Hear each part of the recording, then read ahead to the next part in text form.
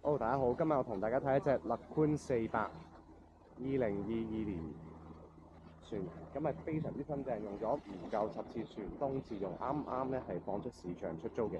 咁一個非常之大嘅網床空間啦，咁同埋一個沙發區嘅。咁呢一個 sofa area 都頗大，咁你嘅10零個人坐喺呢度 chill 咧係完全冇問題，仲有2個打卡位喺個船頭度。咁呢一度咧就係一個操作帆船嘅駕駛台啦。個 panel 啦喺晒呢一度咁樣啦。咁呢個都係一隻雙體帆船，咁所以佢都有主帆同埋呢一個 jeep 嘅。好啦，咁我哋睇翻隻船嘅空間啦，走廊非常之寬闊。個尾台嘅話咧，呢度有條梯啦，咁就方便大家落水用嘅。咁亦都配備一隻帳篷艇。咁尾台嘅呢一個用餐區咧係非常之闊落。其實都可以係10零個人坐喺度咧 chill 係完全冇問題嘅。咁呢度係駕駛台啦。咁我哋入翻去睇翻嗰個客廳嘅狀況係點啦。咁個客廳咧都變得係非常之實用，成個間隔係四四方方咁樣啦。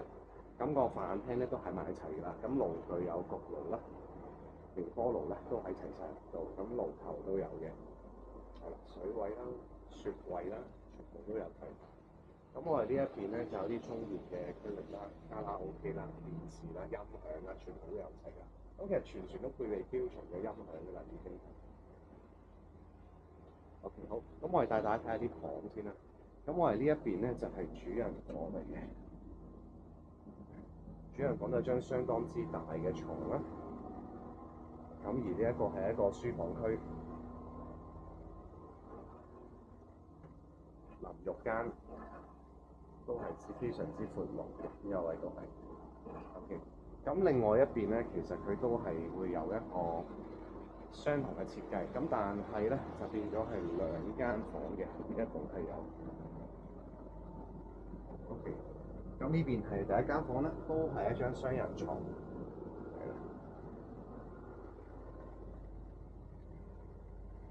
咁之後呢邊都係有間房雙人床，咁中間咧就會有一個洗手間，個洗手間一樣啦，都有係一個沖涼房啦，同埋係有一個廁所位嘅，咁都係非常之舒適嘅，成隻船都係。